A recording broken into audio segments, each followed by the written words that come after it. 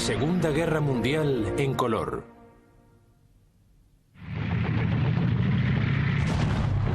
Overlord.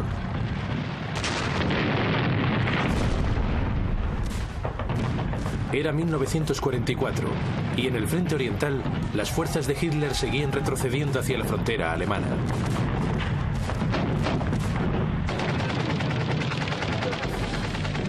Pero Alemania estaba a punto de enfrentarse a una nueva amenaza. En el oeste, las fuerzas aliadas llevaban meses preparándose para abrir un nuevo frente en el noroeste de Francia. El adiestramiento ya había comenzado.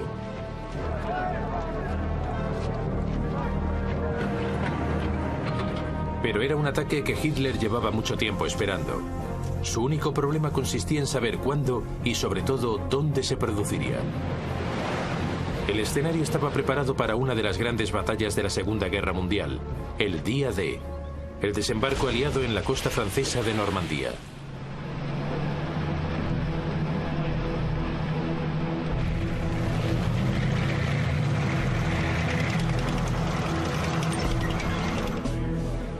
Desde los primeros años de la guerra, el primer ministro británico, Winston Churchill, siempre había estado seguro de que en algún momento sería necesario que los aliados invadiesen Europa. Las únicas dudas eran cuándo, dónde y cómo. Finalmente, en abril de 1943, en una conferencia de los aliados en Washington, Churchill y el presidente de los Estados Unidos, Franklin Roosevelt, acordaron una fecha.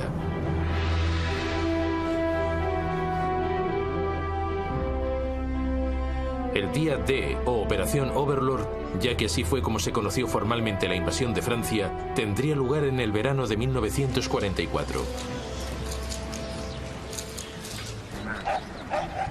Por entonces, los alemanes ya se preparaban seriamente para esa posibilidad. Desde el verano de 1941, habían estado construyendo el llamado Muro Atlántico.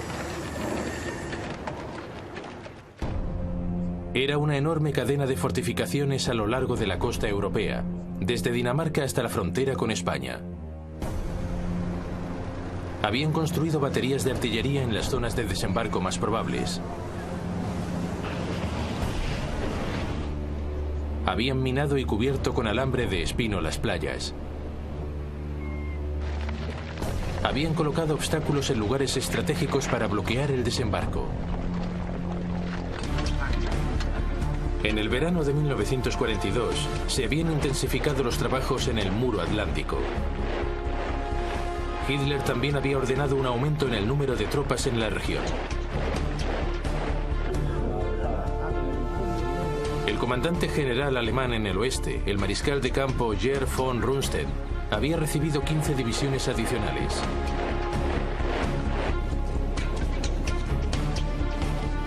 Pero la costa occidental europea se extiende a lo largo de más de 3.000 kilómetros, por lo que no contaba con soldados suficientes para cubrir toda su extensión.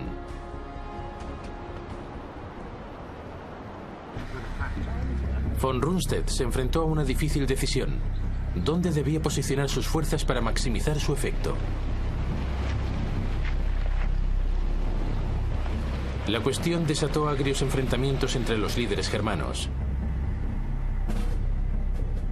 Von Rundstedt propuso mantener una importante fuerza de Panzers en reserva al noroeste de París. Desde allí podría enviarlos contra cualquier invasión una vez supiese dónde se estaba produciendo. Pero el enormemente respetado mariscal de campo Erwin Rommel, comandante de las tropas que cubrían el sector de la costa desde Holanda hasta el Loira, tenía un punto de vista diferente.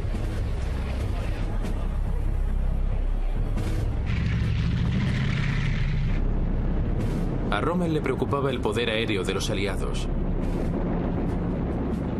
Lo había comprobado de primera mano al luchar contra los británicos en el norte de África y le había causado una profunda impresión. Temía que cualquier contraataque alemán fuese neutralizado por la aviación aliada antes de poder entrar siquiera en acción.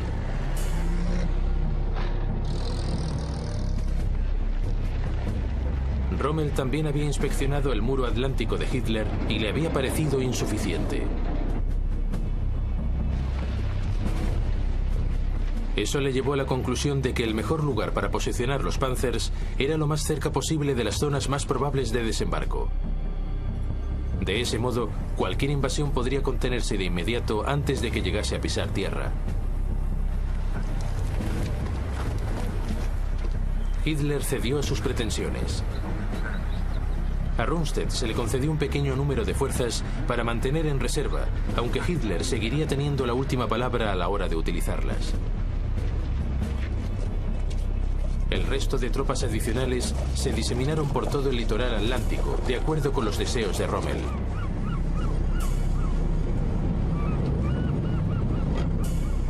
Esa acabaría siendo la peor de todas las soluciones, pues no había suficientes reservas ni suficientes tanques cerca de la costa. Pero en otoño de 1943, nada de esto podía saberse todavía.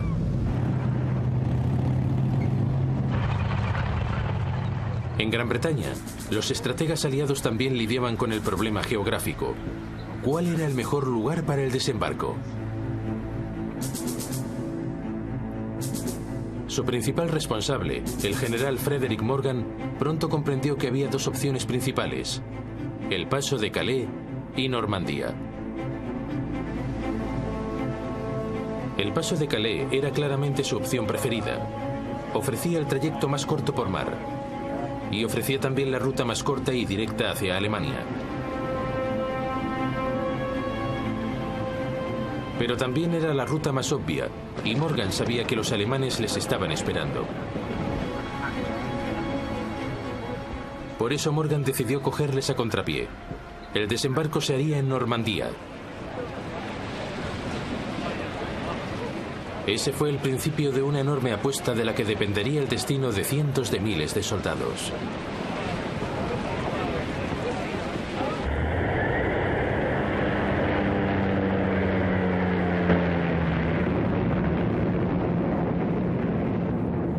En otoño de 1943, los aviones de reconocimiento fotográfico de los aliados barrieron todas las playas del norte de Francia. Era parte de una enorme operación de planificación de la invasión por mar de Europa.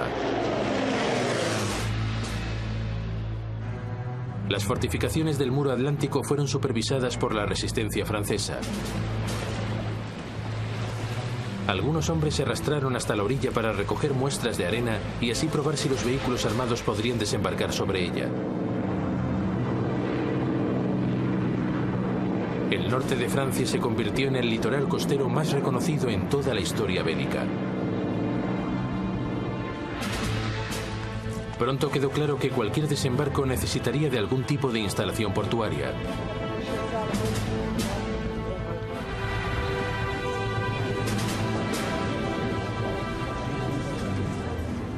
Los estrategas británicos se vieron obligados a buscar una ingeniosa alternativa.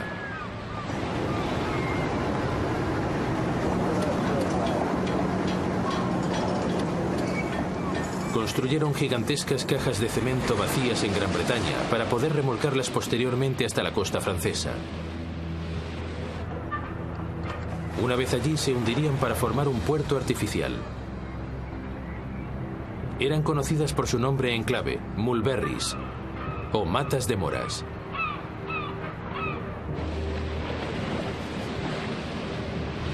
Las mulberries recibirían el suministro de combustible gracias a una tubería desenrollada sobre raíles gigantes a lo largo del lecho marino. Se extendería a lo largo de 150 kilómetros.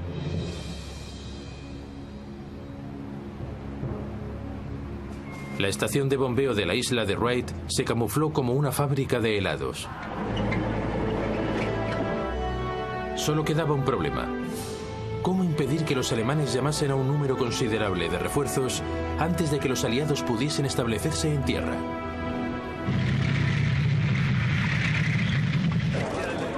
La solución fue intentar que se siguiesen preguntando hasta el último momento dónde tendría lugar la invasión. La operación guardaespaldas fue una enorme y compleja campaña de engaños. Los dobles agentes alemanes en Gran Bretaña comenzaron a enviar a Alemania una enorme cantidad de información falsa cuidadosamente coordinada. En esa información se enfatizaba que el principal desembarco se realizaría en el paso de Calais, aunque también podría haber un débil ataque en Normandía.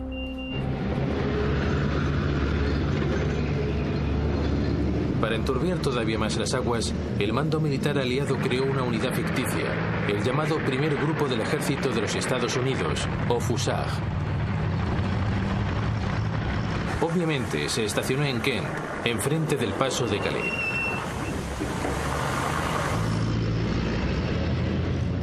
Basher 5-2, this is Basher 1-1 on Alpha. Las transmisiones por radio imitaban el tráfico inalámbrico de un ejército. Por si acaso se producía algún reconocimiento aéreo de la Luftwaffe sobre Gran Bretaña, los campos de Kent se llenaron con tanques hinchables y con rastros falsos cuidadosamente diseñados.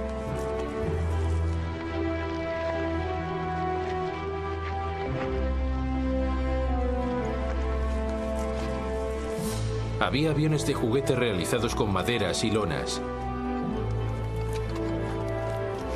Los puertos de toda la costa de Kent se llenaron con aviones de mentira.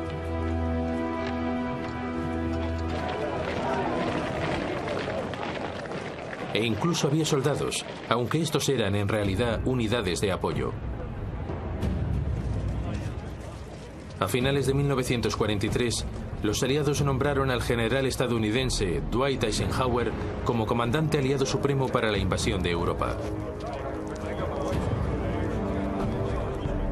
El general británico Bernard Montgomery quedaría al mando de las tropas de asalto iniciales. El día D se fijó para el 5 de junio de 1944.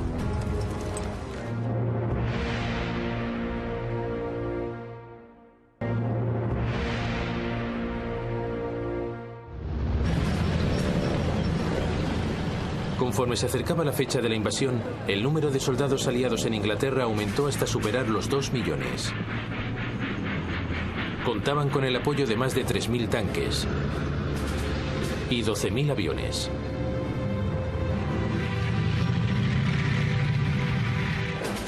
Los alemanes sabían perfectamente que la invasión era inminente, pero habían caído por completo en el engaño de los preparativos aliados en Kent y estaban convencidos de que la zona de desembarco más probable era el paso de Calais.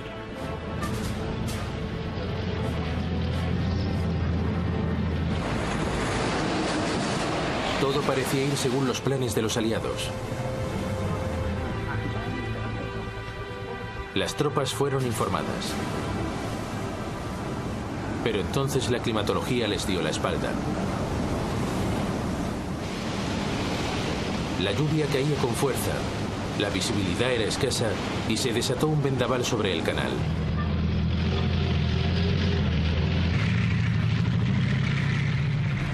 Sin embargo, el 4 de junio de 1944, las tropas de asalto subieron a bordo de sus embarcaciones y zarparon formando una armada de más de 5.000 barcos.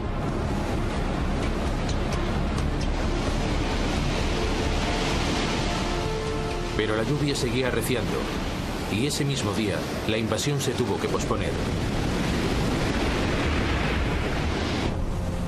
Los barcos volvieron a puerto y las tropas de asalto se prepararon para una inquietante espera.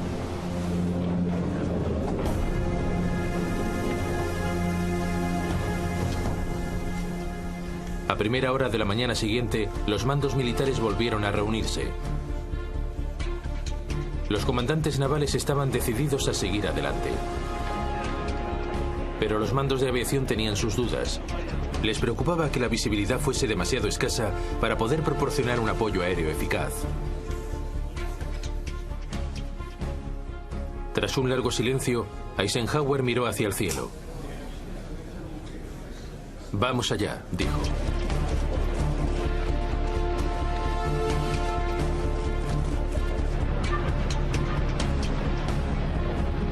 La operación Overlord, la mayor invasión por mar de la historia, se había puesto en marcha. El día D había comenzado.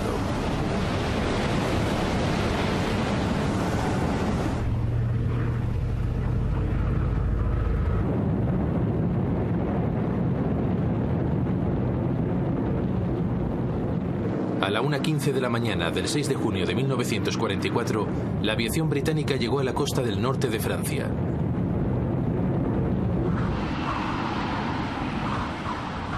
Una vez allí, liberaron a los planeadores para capturar puentes vitales sobre el canal de Caen, al este de Normandía. Los aliados habían puesto sobre la mesa su mayor apuesta para invadir el imperio de Hitler en Europa occidental.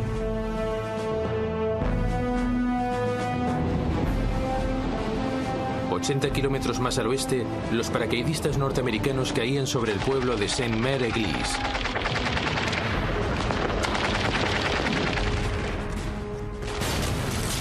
Se produjo un salvaje intercambio de fuego.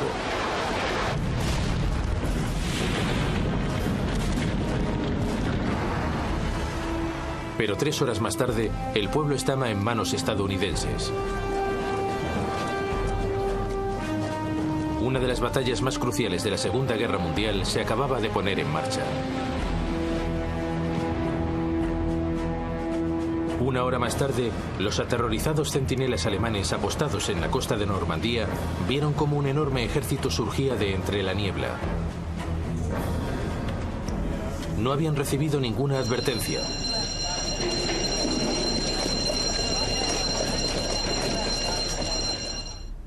La flota aliada había navegado protegida por la oscuridad. Además, las medidas aliadas confundieron a los radares germanos, haciéndoles creer que el principal peso del ataque recaería más al este de la costa francesa, en el paso de Calais.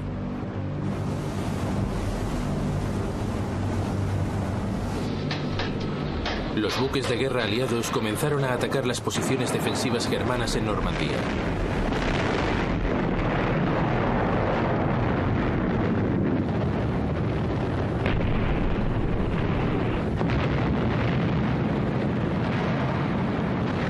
Sobre sus cabezas volaban oleadas y oleadas de aviones.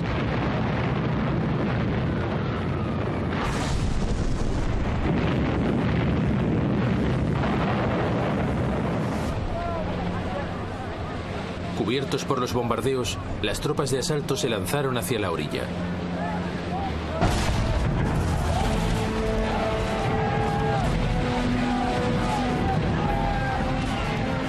En el extremo más occidental, la 4ª División de Infantería de los Estados Unidos desembarcó cerca de lo que ellos llamaron la playa de Utah.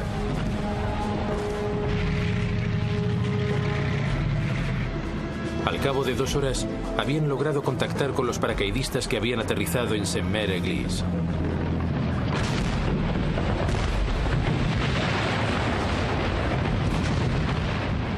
Cerca de allí, en la playa de Omaha, la situación era más difícil. La playa era el sueño de cualquier ejército defensor, con grandes acantilados y escasos accesos.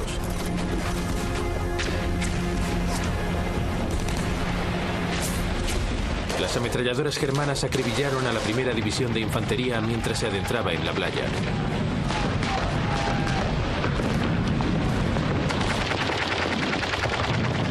Para complicar todavía más las cosas, los tanques anfibios norteamericanos se hundieron.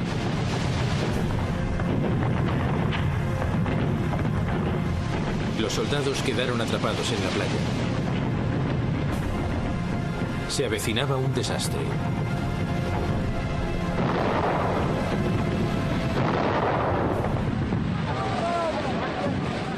Pero finalmente, algunos soldados lograron escalar los acantilados.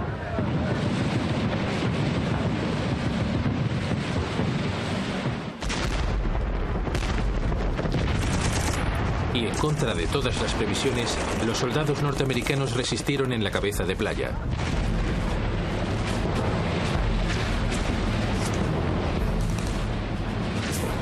Más al este, en el centro de la zona de desembarco, la 50ª División de Infantería Británica desembarcó en la playa de Gaulle.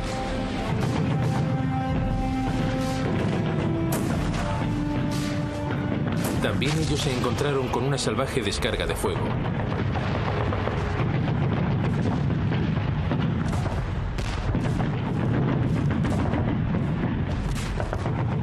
Pronto los soldados pudieron avanzar tierra adentro. En la zona contigua, en la playa de Juno, la tercera división de infantería canadiense se enfrentó a una situación similar.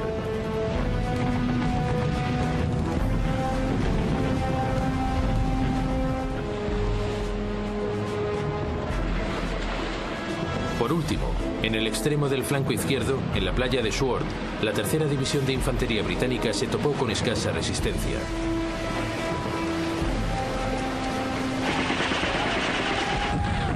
Al cabo de unas horas, sus comandos ya habían contactado con las tropas aerotransportadas en el canal de Caen.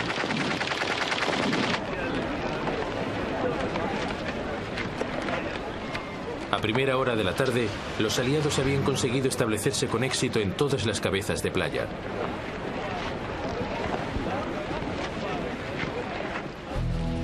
El momento de la invasión había cogido a los alemanes totalmente por sorpresa. Creían que los aliados esperarían hasta que la climatología mejorase. Rommel, el comandante alemán operativo para toda la costa noroeste francesa, había aprovechado la oportunidad que le daba el mal tiempo para visitar a su familia en Alemania. Su subordinado inmediato en Normandía y Bretaña, el general Friedrich Dollmann, se encontraba a 200 kilómetros de distancia, participando en un simulacro de guerra.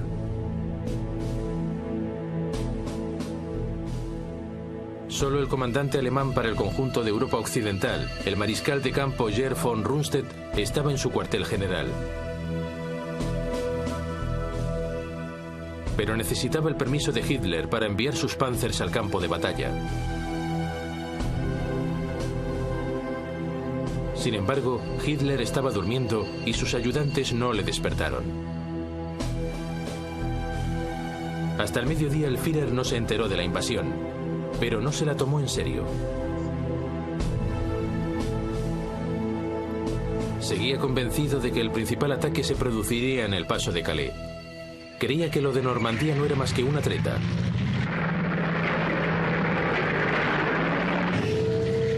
Por fin, a última hora de la tarde, cuando empezó a vislumbrarse la magnitud de la invasión, Hitler movilizó sus reservas.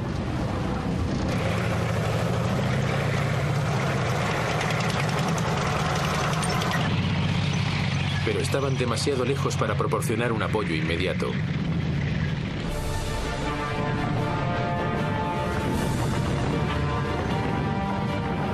Al anochecer del 6 de junio, casi 100.000 soldados aliados habían desembarcado en Normandía.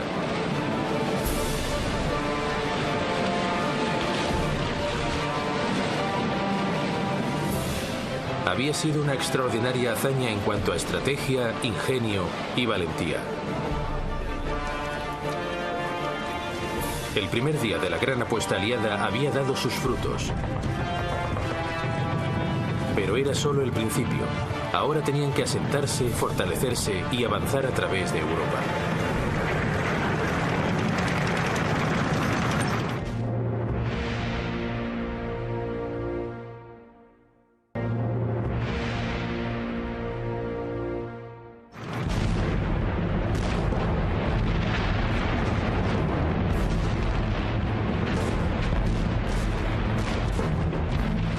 Al amanecer del segundo día de la mayor invasión por mar jamás intentada, miles de soldados aliados habían dejado atrás las playas y avanzaban tierra adentro.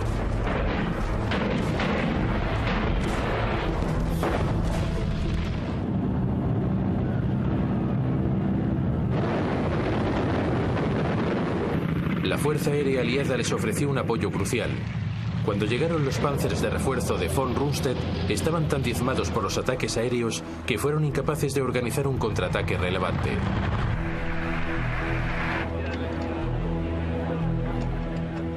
Los refuerzos alemanes también se vieron obstaculizados por los combatientes de la resistencia francesa que operaban detrás de las líneas enemigas.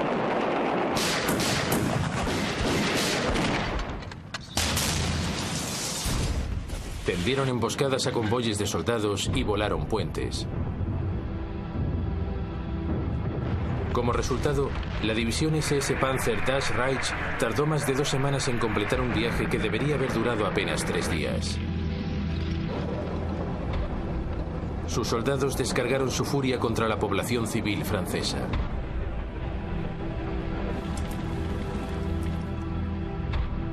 El pueblo de Oradour-sur-Glane y sus 642 habitantes fueron eliminados.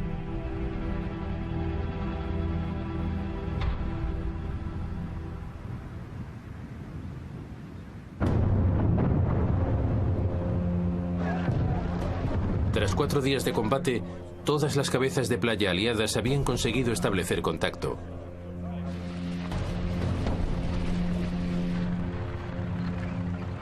Pero solo habían logrado penetrar 15 kilómetros tierra adentro.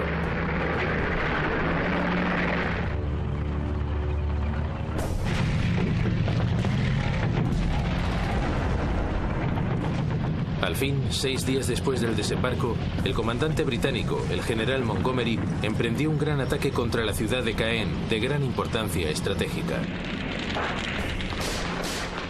La 7ª División Armada Británica, las Ratas del Desierto, avanzaron hacia ella.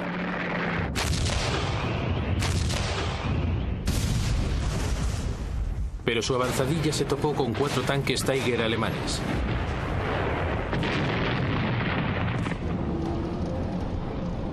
Los tanques Sherman de los aliados eran muy inferiores. Su artillería no tenía alcance suficiente y sus proyectiles no podían penetrar los blindados alemanes.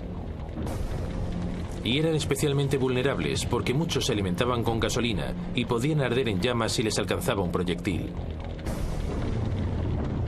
Los alemanes apodaron al tanque Sherman el Ronson en honor a los encendedores o el Tommy Cooker en honor a las cocinas de campaña. En menos de 5 minutos, más de 10 tanques británicos fueron destruidos. El ataque contra Caen se detuvo.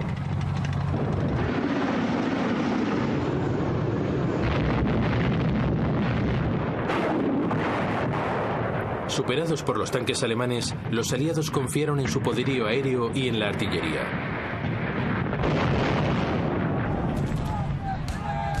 Pero no fue suficiente. Las Ratas del Desierto se retiraron y Caen permaneció en poder de los alemanes.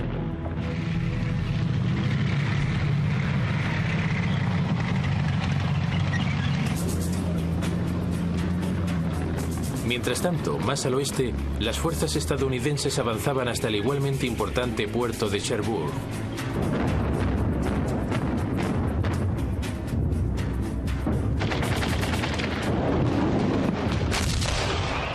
Tardarían casi 10 días en poder acercarse a él.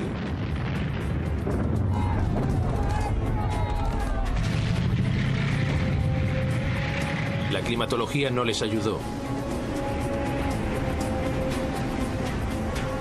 Durante la primera semana de la invasión, el tiempo se había mantenido en relativa calma, permitiendo que llegasen los suministros y los refuerzos desde los puertos artificiales de las Mulberries.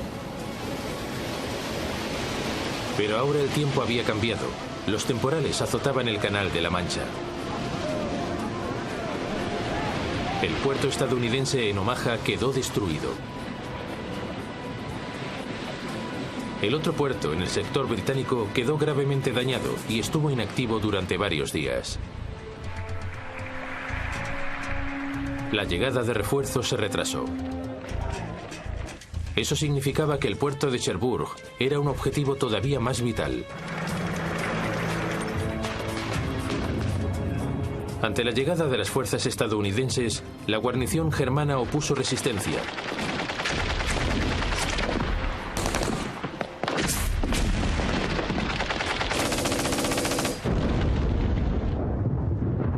Se desató un feroz combate casa a casa.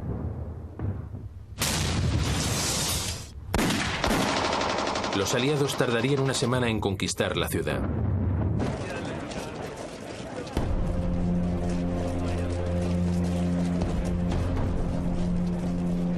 Pero los alemanes destrozaron el puerto en su huida. Haría falta otro mes para volver a ponerlo en funcionamiento.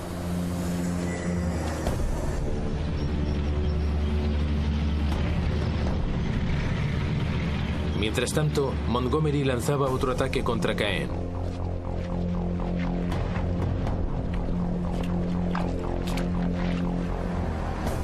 Pero las tormentas habían convertido los campos en un mar de barro, y las nubes bajas hacían imposible la ayuda aérea.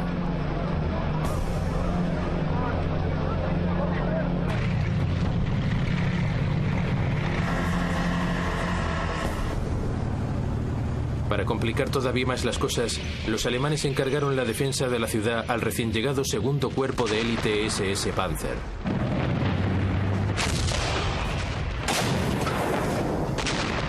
Tras 4 días, los británicos se vieron de nuevo obligados a detenerse.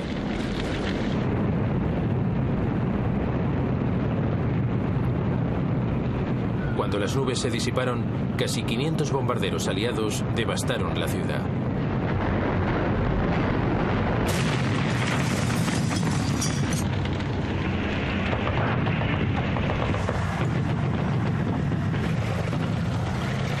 Las tropas británicas abrieron paso a través de los barrios del norte.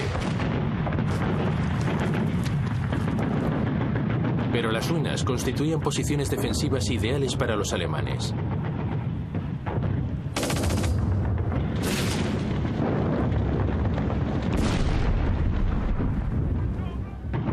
Las víctimas aliadas se multiplicaron.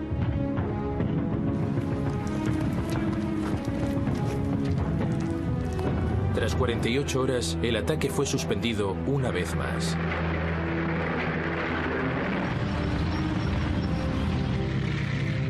Tres semanas más tarde, Montgomery lo intentó por 4ª vez. El plan era capturar los últimos bastiones germanos y posteriormente empujar hacia el sur, adentrándose en Francia.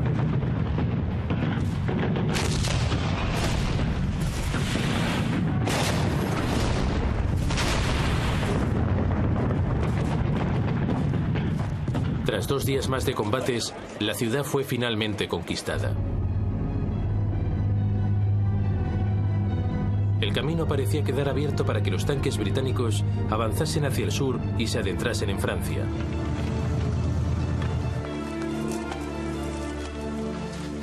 Pero los alemanes todavía les esperaban con su enorme fuerza de panzers.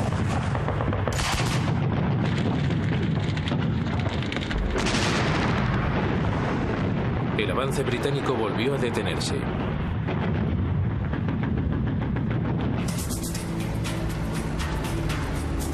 En el oeste, sin embargo, los americanos lo tenían más fácil. Los combates en torno a Caen habían absorbido la mayor parte de soldados alemanes. Mientras las fuerzas norteamericanas se preparaban para atravesar Francia, apenas se enfrentaron a una escasa resistencia. Todo estaba listo para que las fuerzas aliadas pudiesen por fin penetrar en Francia.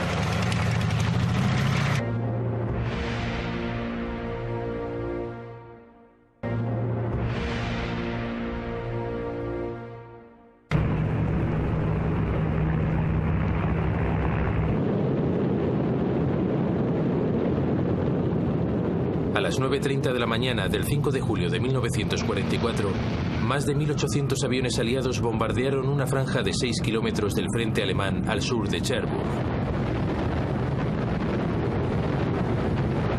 Era el principio de la Operación Cobra, el avance norteamericano sobre Francia.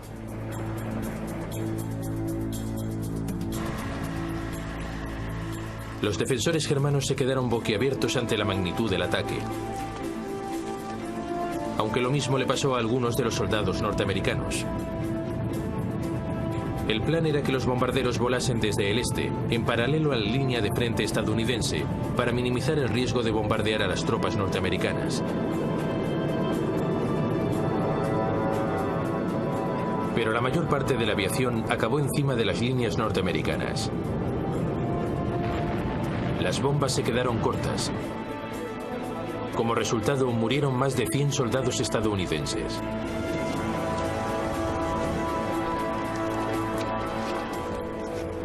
Pero a pesar de la ferocidad de los bombardeos, cuando las fuerzas estadounidenses retomaron la marcha y avanzaron, se encontraron ante su asombro con que una cantidad sustancial de soldados alemanes habían sobrevivido.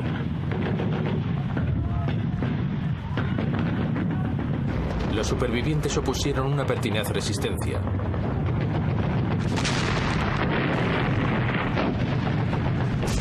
El combate se recrudeció y parecía que los norteamericanos no iban a lograr romper las líneas germanas.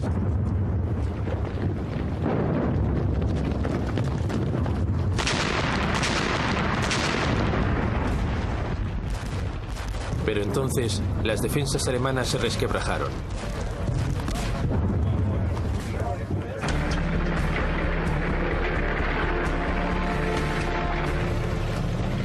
A la mañana siguiente, los tanques estadounidenses atravesaron sus líneas y continuaron adelante. Ya casi no quedaba resistencia alemana, y los norteamericanos rápidamente progresaron a través de Francia. Así cayó la ciudad de Coutances. Y después la estratégica ciudad de Avranches.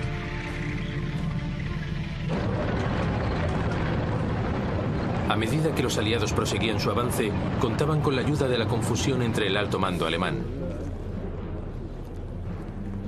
A principios de julio, 3 semanas después del desembarco, Hitler despidió al comandante en jefe alemán, el mariscal de campo Gerd von Rundstedt, por derrotismo. Von Rundstedt no había hecho ningún esfuerzo por ocultar su convencimiento de que Alemania se enfrentaba a una guerra que no podía ganar.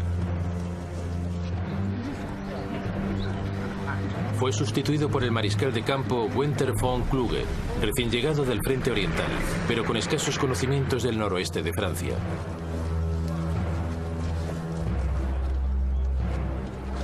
Dos semanas más tarde, Rommel, el segundo oficial alemán con mayor rango en el frente, resultaba gravemente herido cuando su coche era atacado por un caza británico.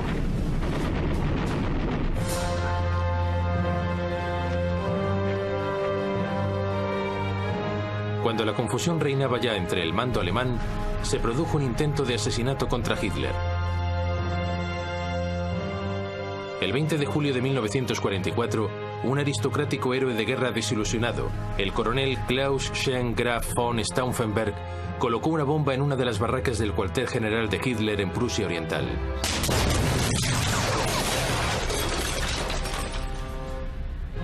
Cuatro oficiales murieron.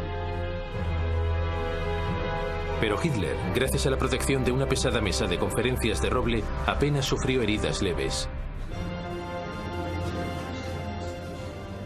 La trama fue sofocada de modo rápido y brutal. Von Stauffenberg fue fusilado y sus principales colaboradores fueron a juicio. Posteriormente morirían ahorcados. Hitler puso al mal tiempo buena cara y fue a visitar a algunos de los heridos al hospital. Pero aquello acentuó todavía más su desconfianza en sus principales mandos. Por ello, y a pesar de sus numerosos errores en el pasado, exigió un mayor control sobre las decisiones en el campo de batalla.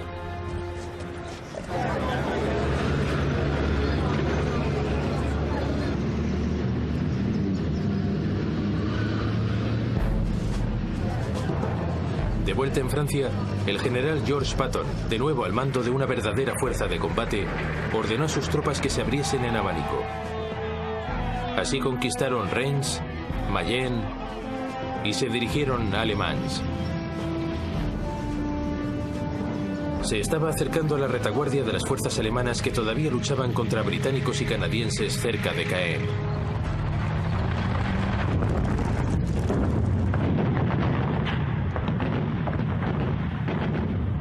Con los americanos al sur y los británicos al norte, parecía que las fuerzas alemanas en Normandía estaban rodeadas.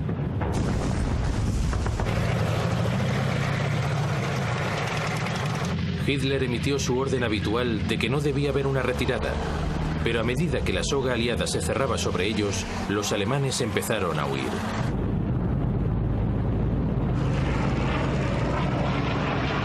En su retirada fueron hostigados de forma implacable por la aviación y la artillería aliada.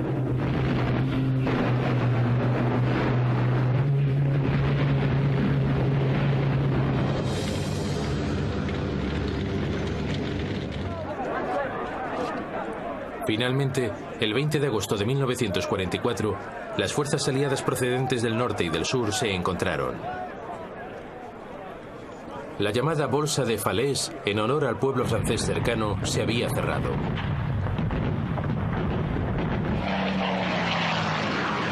Un gran número de soldados alemanes quedaron acorralados.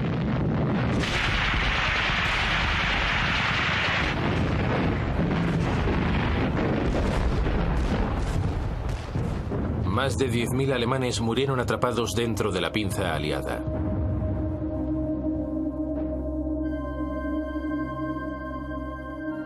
Otros 50.000 cayeron prisioneros.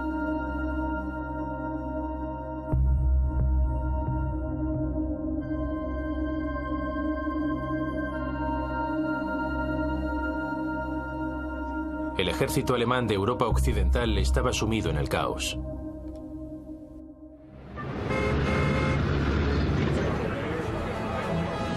Mientras tanto, mucho más al sur, en la costa mediterránea, cerca de Cannes, se producía una segunda invasión aliada por mar. Las tropas estadounidenses llegaron a la orilla prácticamente sin oposición. Contaban con la ayuda de los paracaidistas del ejército francés libre, hombres que habían huido del territorio francés ocupado por los nazis hacia Europa y el norte de África. El desembarco siempre había contado con la oposición de los británicos, que lo veían como una distracción. Pero los Estados Unidos lo consideraban como una parte esencial de la expulsión de los alemanes de Francia.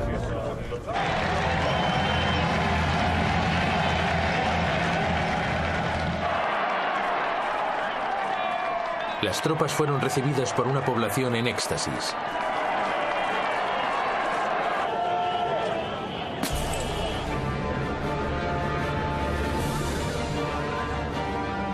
Pronto avanzaron con rapidez por el valle del Ródano.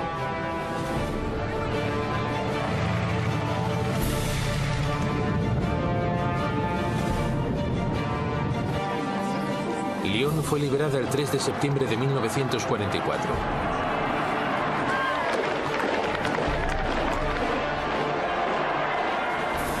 Diez días más tarde alcanzaban Dijon y establecían contacto con las fuerzas de Patton que avanzaban desde el oeste de Francia.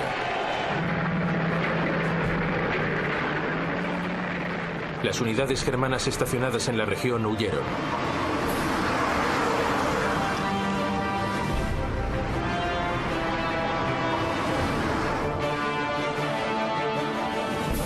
En apenas 3 semanas de avance, la invasión aliada de Europa había liberado la mayor parte de Francia.